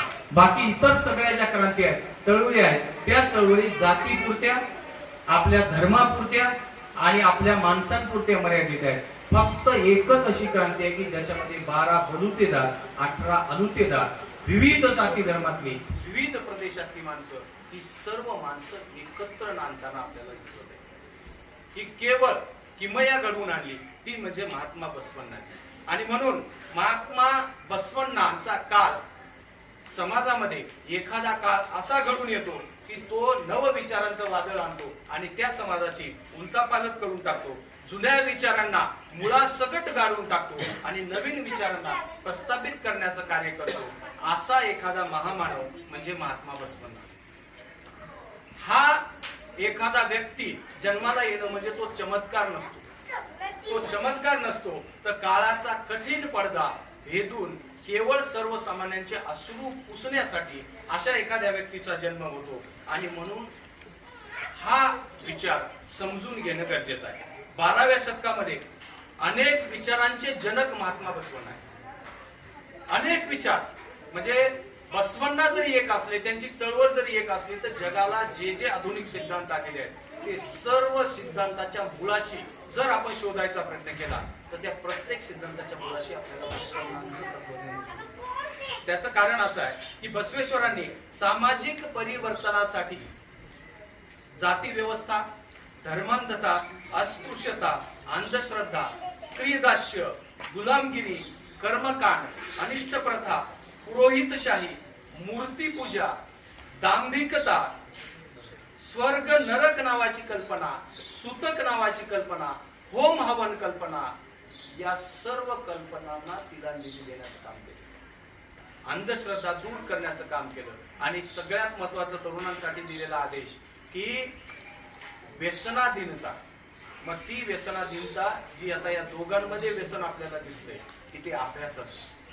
हे व्यसन आपल्यासाठी गरजेचं आहे. पण सरांनी ज्या गोष्टीचा उल्लेख केला की मोबाईल, टीव्ही या गोष्टी आपल्याला फक्त तात्पुरता आनंद देतात, पण कालांतराने आपल्या आयुष्यात जे आनंदाचे क्षण येणार आहेत ते आनंदाचे क्षण हिरावून घेऊन जाणार आहेत. तर या सर्व गोष्टी त्या काळामध्ये पेरण्याचं काम महात्मा बसवण्णांनी केलेलं आहे. म्हणून प्रथा परंपरेच्या विरोधात बंड पुकारून सामाजिक समतेची, एकतेची आणि विवेकाची लिंगायत चळवळ अगदी 12व्या शतकात महात्मा बसवण्णांनी निर्माण केलेली आहे. जात, वर्ण, वर्ग विरहित अशी एक चळवळ महात्मा बसवण्णांनी निर्माण करून दिली. कालखंड सांगितला जातो 1105 ते 1167. अनेक ग्रंथांमध्ये वेगवेगळा उल्लेख दिलेला आहे. विकिपीडियावर गेलं तर त्यावरती सुद्धा तारखेच्या संदर्भातला थोडासा वादविवाद आहे. पण एकूण महात्मा बसवण्णांना 62 वर्षांचं आयुष्य लाभलेलं आहे. आई वडील या संबंधाने बरीचशी माहिती आपल्याला आहे. 8व्या वर्षी गृहत्याग करतात मुंज या गोष्टीसाठी. आणि स्त्री पुरुष दोन्ही जन्माने समान आहेत, दोन्ही कर्तव्याने समान आहेत. मग यामध्ये भेदभाव का? म्हणजे बाळाचे पाय पाळण्यात दिसतात असं जे म्हणतात की अगदी बालपणापासून परिवर्तनवादी विचार, नव विचार ज्यांच्या नसानसांमध्ये भिनलेला आहे ते म्हणजे महात्मा बसवण्णा. 14 जानेवारी 1167 पहिली विश्व सामाजिक क्रांती, रक्तरंजित क्रांती त्या कालखंडामध्ये झाली. आणि त्यामुळे सबंध लिंगायत समाज वेगवेगळ्या प्रदेशांमध्ये विखुरला गेला. आपणही या ठिकाणी आलेलो आहोत. आपलं जर मूळ आपण शोधायचा प्रयत्न केला तर आपल्याला तिकडे कर्नाटकमध्ये बसव कल्याण, बसवन बागेवाडी, मंगळवेढा या परिसरात सापडणार. त्याचं कारण असं आहे की त्या काळामध्ये त्यांचे जे काही नवनवीन सिद्धांत आणले त्या सिद्धांतांमुळे कदाचित त्या कालखंडातले राजे रजवाडे दुखावले गेले. आणि मग त्यांनी सरसकट आदेश दिला की सरसकट कत्तल करण्याचा. आणि मग ही माणसं ते वचन साहित्य सगळं घेऊन उर्वीला आले, वेगवेगळ्या ठिकाणी आले आणि हे वचन साहित्य जतन करण्याचा प्रयत्न केला. आज आपल्यापर्यंत हे जे मुक्त स्वातंत्र्य आले, ही जे बसव चळवळ आली, हा जो बसव विचार आलेला आहे तो विचार सहजासहजी आलेला नाही. त्याच्यामध्ये हजारो लोकांची आहुती दडलेली आहे. आणि ही आहुती वाया जाणार नाही याचा किमान आपल्याला तरुण पिढीला निश्चितपणाने विचार करणं गरजेचं आहे. मुळामध्ये महात्मा बसवण्णांनी दिलेले खूप मोठे सिद्धांत आहेत. 1, 2 ते 3 सिद्धांतावर मी प्रकाश टाकतो आणि थांबतो. पहिला आहे अनुभव मंडप. इथं आपल्या गावांमध्ये अनुभव मंडपाची स्थापना केलेली आहे. मुळामध्ये अनुभव मंडप म्हणजे काय तर एक अतिशय आदर्श अशी संसदीय लोकप्रणाली. त्या काळामध्ये समग्र समाज क्रांतीचे केंद्र सर्व जाती धर्मांना घेऊन एका छताखाली एकत्र म्हणजे ज्या काळामध्ये स्त्रियांना अगदी डोक्यावरचा पदर खाली घेण्याचा सुद्धा अधिकार नव्हता, दोन जातीतल्या लोकांना एकत्र बसण्याचा सुद्धा अधिकार नव्हता, बोलण्याचा सुद्धा अधिकार नव्हता, मत मांडण्याचा अधिकार नव्हता, अशा विचार वैचारिक लोकांना एकत्र घेऊन त्यांच्यावर संस्कार करून महात्मा बसवण्णांनी अनुभव मंडप नावाचं केंद्र स्थापन केलं, ज्यामध्ये 770 शरणांना त्यांनी त्या ठिकाणी आश्रय दिला. आणि हे यामध्ये 700 पुरुष, 70 स्त्रिया, यातले पुरुषांपैकी जवळपास 230 पुरुष वचन निर्माते होते, विचार करणारे होते, नवविचार देणारे होते. आणि 35 स्त्रिया यांनी सुद्धा वचन निर्मिती केलेली आहे. मुळामध्ये या सर्वांनी मिळून जवळपास 21 वर्षामध्ये 1.5 कोटी 160 कोटी वचनांची निर्मिती केली. त्यातले बरीचशी वचनं जाळली गेली, वेगवेगळ्या देशांमध्ये ती गाडली गेली, वेगवेगळ्या प्रदेशांमध्ये त्याला तिलांजली देण्यात आली. आणि जी काही वचनं आपल्यापर्यंत आलेली आहेत त्यातून आपल्याला लक्षात येते की मुळामध्ये बसवेश्वरांचं चरित्र नेमकं काय. हे अनुभव मंडप नावाची जी बाब आहे ते लोक चळवळीचं सर्वात मोठं केंद्र होतं. समाजाला नवीन काही द्यायचं असेल, आणि असं नाहीये की जबरदस्ती माणसं एकत्र गोळा केली गेली, बसवली गेली आणि त्यांच्याकडून लिहिलं गेलं. ज्या ज्या व्यक्तीला आत्मप्राप्ती करायची आहे, ज्या ज्या व्यक्तीला आत्मोन्नती करायची आहे, ज्याला ज्याला स्वतःचा विकास घडवून आणायचा आहे, ज्याला समाजानं वेगवेगळ्या ठिकाणी बोलू दिलेलं नाही, अशी सर्व पिचलेली नडलेली सर्व लोक एकत्र येतात. आणि सर्व जाती धर्मातली लोक एकत्र येऊन त्या ठिकाणी, म्हणजे भारत स्वातंत्र्य झाल्यानंतर आपल्याला माहिती आहे की भारत स्वातंत्र्य झाल्यानंतर अस्पृश्याचा, दलिताचा अध्यक्ष होण्यासाठी 50 वर्ष उलटावी लागली. म्हणजे जीएमसी बॉम्बे होती पहिले लोकसभेचे अध्यक्ष. दलिताचा अध्यक्ष होण्यासाठी 50 वर्ष स्वातंत्र्यानंतर उलटावी लागली. महात्मा बसवण्णांनी अल्लम प्रभू नावाच्या अगदी सर्वसामान्य व्यक्तीला, पण तत्वचिकित्सक व्यक्तीला, दलित समाजातल्या व्यक्तीला त्या काळात अध्यक्षपद दिलेलं आहे. म्हणजे आज आपण घटना वाचतो, घटनेतली तत्व वाचतो, पण या घटनेतली जेवढी तत्व आहे त्या प्रत्येक तत्वाच्या मुळाशी आपल्याला बसवण्णांचं तत्वज्ञान दिसतं. मुळामध्ये या तत्वज्ञान लोकांपर्यंत जाणं गरजेचं आहे. आणि अध्यक्ष अलम प्रभू झाले. जवळपास पुढचा सिद्धांत आहे काय कवे कैलास. आता ज्या ज्या विद्यार्थ्यांनी मिळवलं, सरांनी सुप्रीत भाऊ करतायत, काय कसं की आपल्या वाट्याला जे कर्म आलेलं आहे त्या कर्मातूनच आपण आपली आत्मोन्नती साधू शकतो. विद्यार्थी आहे, विद्यार्थ्याचा धर्म काय? अभ्यास करणं. विद्यार्थी मित्र, खरं तर आपल्या सगळ्यांचं एक सगळ्यात मोठं नशीब आहे की आपल्याला अभ्यास करायला जागा मिळते आहे. आपले आई वडील आपल्याला कुठलंही काम न लावता अभ्यासाला संधी देत आहे. त्याच्यामुळं उत्तम पद्धतीनं मागचा कालखंड जर आपण लोकांचा अभ्यासला, विद्यार्थ्यांचा अभ्यासला, तर बरेच विद्यार्थी असे आहेत की त्याला अभ्यासाला सुद्धा वेळ जागा नाही, पण ते विद्यार्थी सुद्धा धडपड करतायत. मुळामध्ये आपण आपला विकास, आपल्या वाट्याला आलेलं काय कर्म आहे? अभ्यास. तर विद्यार्थ्यांनी तो अभ्यास केलाच पाहिजे. जर आपल्याला अभ्यास करावा वाटत नसेल तर एक प्रक्रिया, आपण एक प्रयोग करून बघूया. एक दिवस उठायचं, सकाळी वडिलांसोबत उठायचं आणि 1 ते 2 दिवस वडिलांसोबत फिरायचं. वडील किती वाजता उठतायत, किती कष्ट करतायत, काय हायला अपेक्षा सहन करतायत, किती लोकांकडे जात आहेत, कुठून कुठून जमवाजमव करतायत, कुठून कसं चालवतायत, उन्हामध्ये किती राबतायत. एकदा फक्त तिसऱ्याचं बघायची गरज नाही, आपल्या वडिलांकडे आपण बघायचं, वडिलांचे कष्ट बघायचे, की दुसऱ्या दिवशी आपल्याला कळेल आपण कुठे आहोत. एवढे सगळे कष्ट सहन करून तो व्यक्ती संध्याकाळी घरी येतो, हसत खेळत येतो आणि आपल्याशी चर्चा करतो. आणि बऱ्याचदा आपण त्यांच्याशी संवाद करत नाही. मुळामध्ये त्यांचे कष्टच हा आपला आदर्श आहे. वेगळा आदर्श घेण्याची गरज नाही. एवढ्या कष्टातून ती माणसं आपल्याला जर शिकवायला तयार असतील तर आपण का शिक्षण घेऊ नये. म्हणून विद्यार्थ्यांचा धर्म आहे कायक. कायकाबद्दल कार्ल मार्क्स यांनी 1818 सांगितलं, 1818 मध्ये. आणि सगळ्या जगाने ते स्वीकारलं की कार्ल मार्क्सने सांगितलं की कर्म हे श्रेष्ठ आहे. कार्ल मार्क्सने सांगितलं की कर्म हे श्रेष्ठ आहे. पण 12व्या शतकामध्ये महात्मा बसवण्णांनी सांगितलेलं आहे की कर्म हे सगळं, कर्म हे श्रेष्ठ आहे. आणि मार्क्सनी काय केलेलं आहे तर कर्माला प्रतिष्ठा मिळवून दिली आणि बसवण्णांनी काय केले तर कर्माला श्रेष्ठता आणि पावित्र्य मिळवून दिले. त्याच्यामुळे समाजातलं कुठलंही कर्म असो, अगदी चर्मकाराचं कर्म असो, प्रत्येक कर्म श्रेष्ठ आहे. फक्त ते कर्म कुणाला तरी लुबाडणारा असू नये, खोट्या नाट्यानं वागणारा असू नये, ते कर्म इतरांना इजा पोचवणारा असू नये. भलेही ते कर्म, सरांनी सांगितलं आम्ही शिक्षक आहोत, आमच्या शिक्षकाचा धर्म आहे तो आम्ही इमाने इतबारी केला पाहिजे.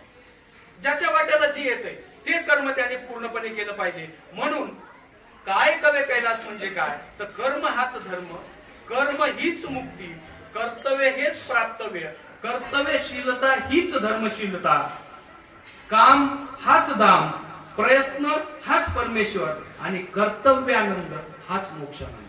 मोक्ष इतरत्र नाही, आपल्या कर्मातच आपल्याला मोक्ष आहे. आणि त्याच्यामुळे आपण आपल्या वाट्याला आलेलं कर्म हे पूर्ण रूपामध्ये केलं पाहिजे. पुढची संकल्पना आहे दासोह. यातलं एक उदाहरण काय कवी कैलासच्या निमित्ताने दिलं जाते की काश्मीरचा एक राजा गोपाळ महादेव पत्नीसह बसव कल्याणला येतो आणि बसवण्णांचं तत्वज्ञान स्वीकारतो, शरण चळवळ स्वीकारतो. राजा असून तो या ठिकाणी येतो आणि मोळी विकायचं काम करतो. त्याला हे लक्षात येतं की हे सगळं जे राजवैभव आहे हे आपल्याला आयतं मिळालेलं आहे, आपण काहीच केलेलं नाही. इतरांच्या कष्टावर हे उभं राहिलेलं आहे आणि त्यांच्या कष्टावर आपण जगत आहोत. ही खंत जेव्हा जाणवते तो बसव कल्याणला येतो आणि तिथे अगदी इमाने इतबारे मोळी विकून आपला उदरनिर्वाह करतो. त्याच्याबद्दल बसवण्णांनी एक वचन लिहिलेलं आहे ते अगदी लक्षात घेण्यासारखं आहे, ज्यातून आपल्याला कायक काय आहे हे लक्षात येतो. बसवण्णा एका वचनात असं म्हणतात, भक्तांसाठी 10 बोटांची मेहनत. आपल्याला 2 हात आहेत, 10 बोट आहेत. बसवण्णांचं मत असं आहे की एका हाताने फक्त आपल्यासाठी, आपल्या कुटुंबासाठी आणि दुसऱ्या हाताने कमवलेले समाज. कारण आपण समाजात राहतो, समाजाचं काहीतरी देणं लागतो. त्याच्यामुळे इथं सांगतात की मेहनत एका हाताने करू नका, भक्तांसाठी 10 बोटांची मेहनत. गणना महाभक्त होण्यासाठी परी तुझे पोट भरणार नाही, परी तुझे पोट भरणार नाही, भार होणार तू भूमंडळी, त्यात दोन्ही हाताने परिश्रम तू करी, मिळेल भाकरी सर्वा लागे. दोन्ही हाताने जर परिश्रम केला तर सर्वांना भाकरी मिळेल. त्याच्याही पुढे मर्म सांगतात, मोळीके मारया असुनी राजा थोर, श्रम भरपूर केले त्याने. ज्याला श्रमाचा गंधही नव्हता तो श्रम करायला उतरला आणि पुढल संगम देवा कायक जो करील. सगळ्यात मोठा संदेश, पुढल संगम देवा कायक जो करील त्यालाच तारील देव माझा. बसवेश्वरांनी कुठलाही देव भोळा बाबळा चमत्कारिक देव स्वीकारलेला नाही. जो कायक करील, कुठलंही कार्य असेल, तो जो कायक करील तोच सगळ्यात मोठा ईश्वर असेल आणि तोच आपल्याला मोक्षाला घेऊन जाईल. त्याही पुढे जाऊन दासोह नावाची एक संकल्पना मांडलेली आहे महात्मा बसवण्णांनी की ज्याच्यामध्ये ज्ञान, वेळ, धन, धान्य आणि श्रम हे जेवढे आपल्या कुटुंबासाठी लागतात तेवढेच ठेवावे, त्याच्या पलीकडे ते समाजासाठी दान करून टाकावे. अन्यथा आपल्याकडे एक पद्धत आहे की संचय संचय संचय आणि मग एक दिवस स्वाहा होतं आणि पुढची पिढीला ते दान होतं. आपण कष्टाने कमवलेलं एक उदाहरण सांगितलेलं जातं की एक मुलगा असतो आणि त्याला दररोज वडील 1 रुपया देतात आणि त्याला म्हणतात त्या विहिरीत जाऊन टाक. तो जातो नेऊन टाक. दुसऱ्या दिवशी जातात टाक, तो जातो विहिरीत नेऊन टाकतो. तिसऱ्या दिवशी 4-5 दिवस असे होतात आणि 5व्या दिवशी म्हणतात आता 1 रुपया देणार नाही, तू जाऊन कष्ट करू ना, 1 रुपया कमव, तू कष्ट करू ना. आणि त्याला सांगितल्यानंतर तो कष्ट करायला लागतो. काम कुठे भेटत नाही, कसं तरी काम मिळतं, तो कष्ट करून घाम काढून 1 रुपया कमवून आणतो आणि वडील म्हणतात छान केलं, जाऊन विहिरीत टाकत नाही. का? त्याला कष्टाची किंमत कळते की रुपयाला वडिलांनी काय ताकद मिळवलेली आहे. त्याच्यामुळं ती ताकद आपल्याला मिळवण्यासाठी आपण जमा करतो आणि पुढच्या पिढीला दान करतो. पुढच्या पिढीला त्याचं मूल्य राहत नाही. म्हणून आपण जेवढं गरजेचं आहे तेवढं ठेवावं आणि बाकीचं समाजासाठी जिथं जिथं जशी गरज पडेल. आपण ठीक आहे, मान्य आहे की आपण समाजाला पैसा देऊ शकत नाही, वेळ द्या. पैसा झाला समाजाला आपण पैसा देऊ शकत नाही, ज्ञान द्या. समाजाला आपण पैसा देऊ शकत नाही, काम द्या. जे जे आपल्याला देता येईल. यांची एक कविता आहे, देणाऱ्याने देत जावे, घेणाऱ्याने घेत जावे, देता देता एक दिवस देणाऱ्याचे हात घ्यावे. याचा अर्थ असा आहे की कवितेमध्ये हा मतितार्थ, कवितेमध्ये संकेतार्थ असतात. देणाऱ्याचे हात घ्यावे याचा अर्थ त्याचा हात काढून घ्यायचा नाही, तर त्याच्या हाताला जे दातृत्वाची शक्ती लाभलेली आहे ती शक्ती त्यानं आयुष्यभर आपल्याला दिले. आपण आयुष्यभर असं घेतलंय कधीतरी आपला हात दातृत्वाच्या भावनेने उचलावा. त्याच्यामुळं असं दातृत्व आपल्याला लाभावं ही भावना महात्मा बसवण्णांनी मांडले. पुढे एक इष्टलिंग नावाची आहे की मानवातील सद्भाव जागवणे, विवेकाने वागणे, विश्वाला कुटुंब मानणे आणि जीवाला शिवत्व देणे म्हणजे इष्टलिंग. या अनुषंगात महात्मा बसवण्णांनी दिलेला आहे. स्वर्ग नरक कल्पना आपल्याला तर माहिती आहे की स्वर्ग नरक कल्पना वेगळी आहे. आपल्याकडे सांगितलं जातं की चांगलं कर्म करा, माणूस कुठं जाईल? स्वर्गात जाईल सांगितलं जातं. आता हे लक्षात येते की ही मूळ कल्पना बसवण्णांची आहे. सदाचार हाच स्वर्ग, दुराचार हाच नरक. स्वर्ग नरक आपल्याला पाहायचं असेल काय करावं लागेल? मरावं लागेल. मेल्यानंतर आपल्याला इथे येणं शक्य आहे का? मग स्वर्ग मिळतो का नरक मिळतो काय माहितीये? त्याच्यामुळं वेगळं काहीच करू नका. तुम्हाला जन्म एकदाच मिळालाय. मृत्यू जन्मापूर्वी कोण होतो माहिती नाही, मृत्यू नंतर कोण असेल माहिती नाही. फक्त एक काम करायचं आहे की आपल्याला इथंच राहून सदाचार करायचा आहे. आपल्याकडून कुणालाही त्रास होऊ नये याची काळजी आपण काया वाचे म्हणे कुठल्याही बाबतीत होणार नाही याची काळजी आपण घेतली. त्याही पुढे जाऊन जातीविरहित समाज रचना निर्माण करण्याचं काम महात्मा बसवण्णांनी केले. ज्याला लिंगायत चळवळ, शरण चळवळ म्हणले. लिंगायत लिंग आयत, ज्याने ज्याने लिंग धारण केला तो लिंगायत झाला. त्याच्यापूर्वी तो कोणत्या जातीचा होता संपलं. तिथून पुढे ती गोष्ट संपली. इथपर्यंत हा मोठा विचार त्यांनी दिलेला आहे. आणि जात कशा निर्माण झाल्या हे सांगताना आपल्याकडे सांगितलं जातं की जन्मानं हा आहे, जन्मानं आहे. त्यांनी सांगितलं की जन्माने जात ठरत नाही, जात ही व्यवसायावरून पडलेली आहे. लोखंड तापिणारा झाला लोहार, धुनी धुणारा झाला परी, वस्त्र विणणारा झाला विणकर, कानातून पडला का कोणी या जगात.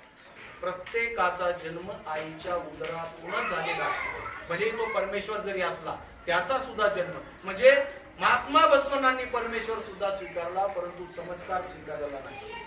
कर्तव्य स्वीकारलंय, होतांड स्वीकारलेलं नाही. आणि आपण हे केवळ सांगून बाजूला झाले नाही. महात्मा बसवण्णांना राजा बिजलाच्या दरबारामध्ये काय क्लर्क म्हणून गेले, कर्णिक ज्याला म्हणून क्लर्क म्हणून गेले, पंतप्रधान पदांपर्यंत त्यांनी विराजमान झाले.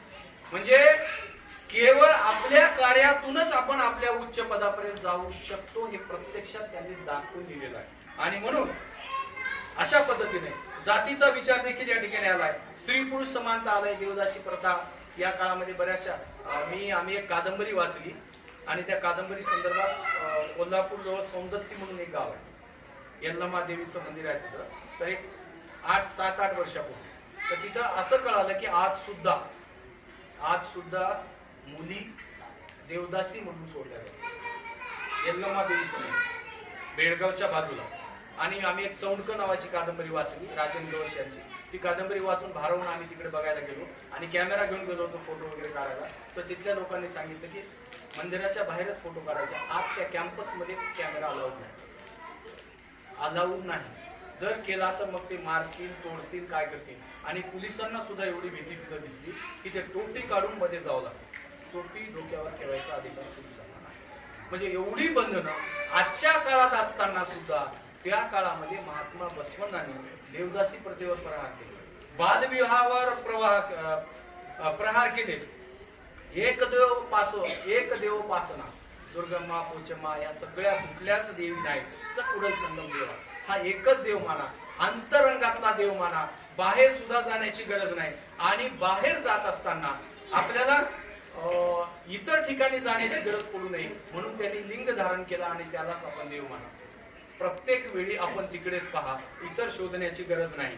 शेवटी समारोपाकडे येतो आणि येत असताना असं आपल्याला म्हणता येईल की इसवी सन पूर्व 6व्या शतकामध्ये बुद्ध जन्माला आले आणि त्याच्यानंतर 1800 वर्षांनी महात्मा बसवण्णांची समग्र क्रांती. 1800 वर्षांनी. आणि बुद्धांपेक्षा अतिशय परखड पराकोटीचा विचार महात्मा बसवण्णांनी मांडलाय की त्यांच्या या चळवळीतून स्वातंत्र्य, समता, बंधुता ही मूल्ये आलेली आहेत. राणी चेन्नम्मा बसव क्रांतीतली लढवई आहे, शरण चळवळीतली लढवई आहे. पण आपल्याकडे मै मेरी झाशी लई गुंजी म्हणलं तिकडून आपल्याकडे आलं. राणी लक्ष्मीबाईच्या 100 वर्ष अगोदर राणी चन्नम्मा यांनी इंग्रजांशी फार मोठा लढा दिलेला आहे, मातृभूमीसाठी बलिदान दिलेलं आहे. पण आपल्याकडे एक पद्धत आहे की अजून त्या कधी बदल होईल सांगता येत नाही, पण त्याच्यासाठी सुद्धा लढा उभारावा लागेल की या सर्व लढवया आपल्याकडे झालेल्या आहेत. लक्ष्मीबाईच्या अगोदर राणी चन्नम्मानी लढा दिलेला आहे. त्याचबरोबर स्वातंत्र्य, समता, बंधुता ही जी त्रिसूत्री आहे, ही त्रिसूत्री आपल्याकडे 1865 नंतर जी फ्रेंच राज्यक्रांती आली तिथून आलेलं आहे आपल्याकडे सांगितलं जातं. मुळामध्ये ही शरण चळवळीची वेळ आणि हे अजून यायला समोर वेळ लागेल. श्रम, गौरव, निष्ठा हेच अनुष्ठान, अनुभव मंडपाचे ब्रीद वाक्य आहे. घर अंगण हेच वाराणसी, वेगळ्या ठिकाणी जाण्याची गरज नाही. आणि त्या काळामध्ये आंतरजातीय विवाह हा सुद्धा घडवून आणला. आपल्या सगळ्यांना माहिती आहे की ते हरळया, मधुबरस, चांभार समाजाचं, ब्राह्मण समाजाच्या मुलीशी विवाह केला आणि त्याच्यानंतर मग समुद्र क्रांती उदयाला आली. की असं सांगितलं की धर्म बाटवला, जात बाटवली, धर्म बुडतोय असं थोतांड राबवलं गेलं आणि त्याच्यानंतर मग समग्र विज्जलाचे कान भरले आणि मग तिथून सगळ्यांना पलायन करावं लागलं. आज आपण सगळेजण या ठिकाणी सुस्थितीत आहोत, पण उर्वीला आणि बसवंत बागेवाडीला आणि मंगळवेढ्याची क्रांती जर आपण पाहिली तर अंगावर शहारे येणार आहे. आज महाराष्ट्रामध्येच नाही, संबंध भारतामध्ये जेवढ्या भक्ती चळवळी आहेत त्या सगळ्या भक्ती चळवळीवर महात्मा बसवण्णांच्या वचनांचा प्रभाव. आपल्याकडे सांगितलं जात नाही, काय होतं काय माहितीये का, बसवण्णा मोठे केले की आम्ही लहान होतो, ही पद्धत आहे. वारकरी संप्रदाय, संत तुकारामांचे कितीतरी वचन काढा, अभंग काढा ज्याच्यावर बसवण्णांच्या वचनांचा प्रभाव. संत नामदेवांच्या विचारांवर बसवण्णांचा प्रभाव आहे. संत एकनाथांच्या विचारांवर, म्हणजे महानुभाव संप्रदाय याच्या पूर्वी नाथ संप्रदाय, आणि नाथ संप्रदायाचं कुळ जर कुठं असेल तर श्रीशैलमला होतं. अल्लम प्रभू यांचे गुरु श्रीशैलमला आणि नाथ संप्रदायाचे गोरक्षनाथ यांचे गुरु श्रीशैलमला, म्हणजे हे गुरुबंधू. म्हणून वारकरी संप्रदायावर आणि महानुभाव संप्रदायावर महात्मा बसवेश्वरांच्या विचाराचा प्रचंड प्रभाव आहे. संत तुकारामांच्या अभंगांमध्ये जी परखड वृत्ती आलेली आहे, म्हणजे ही देऊ कासेची लंगोटी, नाठाळाच्या माती हनु काठी, हा कणखरपणा जर तुकारामांमध्ये कुठून आला असेल तो महात्मा बसवण्णांच्या वचनांमधून आलेला. वेदांचा तो अर्थ आंबाशीच ठावा, इराणी व्हावा भार माथा. महात्मा बसवण्णांची पूर्वीची वचनं जर आपण पाहिली तर वेदांना वासनात गुंडाळी, बसवण्णांचं वचन आहे. शास्त्रांना बेड्या घालीन, आगमांचे नाक कापीन, हाच अर्थ संत तुकारामांनी वेदांचा तो अर्थ आंबाशीच ठावा. केवळ इथपर्यंतच प्रभाव नाही तर गोबदेवल यांचं एक नाटक 19व्या शतकात आलेलं आहे. सर, गोबदेवलांचं एक नाटक आहे.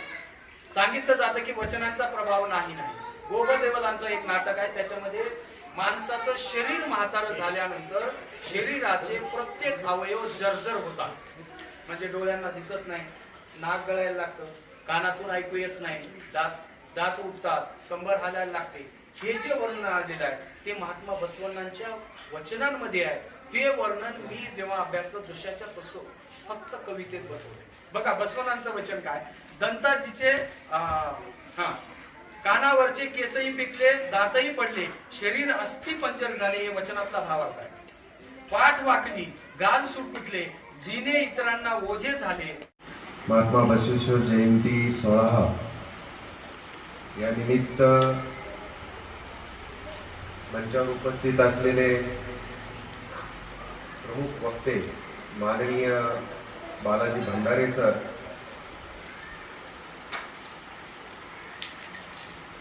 याचबरोबर माननीय सोमनाथ मठपती ज्यांनी आपल्याला आपल्या आयुष्यातील सामाजिक समरसता, आपल्या कुटुंबाचं वागणं ज्यांनी सांगितलं असे सोमनाथजी मठपती सर. त्याचबरोबर जग, शहरातील खेड्यातील माणसं, मुलं, स्त्री ही कोणत्या युनिव्हर्सिटीमध्ये शिकत आहेत, फेसबुक असेल, व्हॉट्सअप युनिव्हर्सिटी असेल, असे सांगणारे आमचे शिक्षक मान्य संदीप प्रल्हाद शेंबाळेजी, मंचावर उपस्थित असलेले आमचे आवाज बहुजनांचा या चॅनलचे सर्वे गायकवाड सर व इतर प्रमुख सर्व आदरणीय मंच. अध्यक्षाचं शेवटचं बोलणं फार अत्यंत अवघड असतं आणि त्यातली त्या सगळेच शिक्षकांनी बोलल्यानंतर तर फार अवघड. सर्वात महत्वाची गोष्ट मी इथून घेऊन चाललोय, मठपती सरांनी सांगितलेले काही विषय फार महत्वाचे. कुटुंबाच्या संदर्भात कुटुंबाने एकत्र बसलं पाहिजे. आम्ही आता त्याच पद्धतीनं अखंड किंवा हिंदू विराट संमेलन आम्ही जे घेत चाललो, सर्व हिंदूंना एकत्र करण्याचं जे आमचं ध्येय गाठायला आम्ही त्या पद्धतीनं खेड्यापाड्यानं मंडळानं चाललो. त्याच्यामधला सरांचा जो विषय होता, हे कुटुंबानं एकत्र राहायला पाहिजे, एकत्र बसलं पाहिजे, संवाद झाला पाहिजे, एकमेकांचे विचार घेतले पाहिजेत. तो विषय त्यांनी मांडला. आणि माणसांनी मुलांनी मोबाईल पासून दूर असलं पाहिजे हे संदीप सरनं मानले. आणि आजचे जे आपले प्रमुख वक्ते होते यांनी तर माझे शब्दच हिरावून घेतले. मी बसवेश्वर महाराजांना फार कमी ओळखतो. मला माझं काम जे मला देवानं दिलेलं होतं, मला जे आचरणात आलं होतं ते फक्त धर्मरक्षणाचं काम होतं. आई लेकीचं संरक्षण करणं, गोमातेचं संरक्षण करणं, या धरती मातेचं संरक्षण करणं, एवढंच माझं काम होतं. मी कुठल्या इतिहासाचं किंवा कुठल्या लोकांचा अभ्यास करत असलो नाही. धाडसानं सगळ्या गोष्टीला विरोध करायचा. पण बसवेश्वर महाराजांचं ही दुसरं भाषण, एक वक्तव्य मी माझं ऐकलं होतं, ज्यांचे मी महान गुरु माझे जे अस्तित्व निर्माण केलं, या स्वप्नीलला नगराध्यक्ष करण्यामध्ये ज्यांची सगळ्यात मोठी भर आहे असे डॉक्टर शिवलिंग शिवाचार्य महाराजांच्या शब्दातनं मी त्यांना ऐकलं होतं. आज परत तुमच्या शब्दातनं मी ऐकलो. आता ह्या सगळ्या गोष्टी ऐकत असताना कुठेतरी एक गोष्ट माझ्या लक्षात आली की जगामध्ये आपण वागत असताना आपली भावना, आपला विचार किंवा आपलं वागणूक आपल्या परिवार दर्शवतो. आणि परिवारांना जर बसवेश्वर महाराज जर असले माहीत असले किंवा त्यांचं आचरण, त्यांचे वचन जर माहीत असलं तर 100% देशावर राज्य करायला वेळ लागणार नाही, ही यांच्या घोषणा तुम्हाला कळावं. आता या सर्व गोष्टी आपल्याला सांगितल्या की महाराजांना, आपल्या बसवेश्वर महाराजांचा असेल, आपल्या शिक्षणाचा असेल, त्या याच्यामधला एकच मी प्रश्न फोडतो. विद्यार्थ्यांना मोबाईल पासून लांब राहावा असं त्यांनी सांगितलं. समृद्धी असेल आणि अजिंक्य असेल, या दोघांनीही एक मोठं भविष्य किंवा उज्ज्वल असं यश संपादित केलेलं आहे. सर, याच्याबरोबर आम्हाला एक असं निदर्शनास आलंय, ही ठीक आहे, या दोन विद्यार्थी यांनी मोबाईल बघितला नसेल, हे यश प्राप्त केले. यांच्याबरोबर यांच्या आई वडिलांनी मोबाईल बघितला म्हणून यांनी यश प्राप्त केले. मुलांच्या डिस्प्ले टाइम पेक्षा आई वडिलांचा डिस्प्ले टाइम जास्त आहे. हे कोणीही सांगाल त्यांना, आपल्याला पहिल्यांदा आपण आचरणात आणा. त्यांनी सांगितलं की स्वतः शिकलं पाहिजे. संदीपनं आपण सांगितलं, संदीप सरांनी, की स्वतः नाचण्यापेक्षा वाचणं गरजेचं आहे. तसंच आपल्या आई वडिलांनी आपल्या मुलांना जर शिकवायचं असेल तर आपला पहिला मोबाईलचा डिस्प्लेचा टाइम किंवा आपण मोबाईल टाळला पाहिजे, तरच तो विद्यार्थी टाळणार. राहिला हा विषय, आज व्याख्यानाचा विषय होता सर्व काही. तर आजच्या प्रसंगी माझ्या आयुष्यातलं मी नगराध्यक्ष होणं आणि ज्या काही गोष्टी आहेत याच्यामध्ये डॉक्टर शिवलिंग शिवाचार्य महाराजांचा आणि बसवेश्वर महाराजांचा कुठल्या पद्धतीने प्रभाव आहे किंवा कुठला आशीर्वाद मला मिळाला आहे, त्यात एक दोन शब्द मी सांगतो. भरपूर उशीर झालेला आहे. मी राष्ट्रसंत डॉक्टर शिवलिंग शिवाचार्य महाराजांचा शिष्य. माझे वडील वकील. शिवलिंग शिवाचार्य महाराजांचे जी काही छोटे छोटे प्रकरण असतील किंवा त्यांच्या केसेस असतील, त्या केसेसच्या संदर्भाने माझे वडील त्यांचे वकील होते. फोन आला आणि कळालं की डॉक्टर शिवलिंग शिवाचार्य महाराज ही समाधी घेणार आहे. माझे हातपाय थरथरायला लागले. मला आता तर जाणं गरजेचं आहे, कोरोनाचा एवढा काळ आहे. मी माझ्या पत्नीला सांगितलं, आईला सांगितलं की असं महाराजांना जिवंत समाधी घेणार आहेत आणि भक्ती स्थळावर घेणार आहेत. त्यावेळेस आई डोक्याला हात लावून खाली बसली आणि मला महाराजाकडे घेऊन चल. माझ्या आईला दम्याचा त्रास, तिला हृदय बारीक असेल, हृदय बारीक आहे तिचं, ते त्रास. माझ्याकडे दोन प्रश्न होते. आता महाराजांचं शेवटचं दर्शन आईसह घेणं हे भाग्यच लागतं.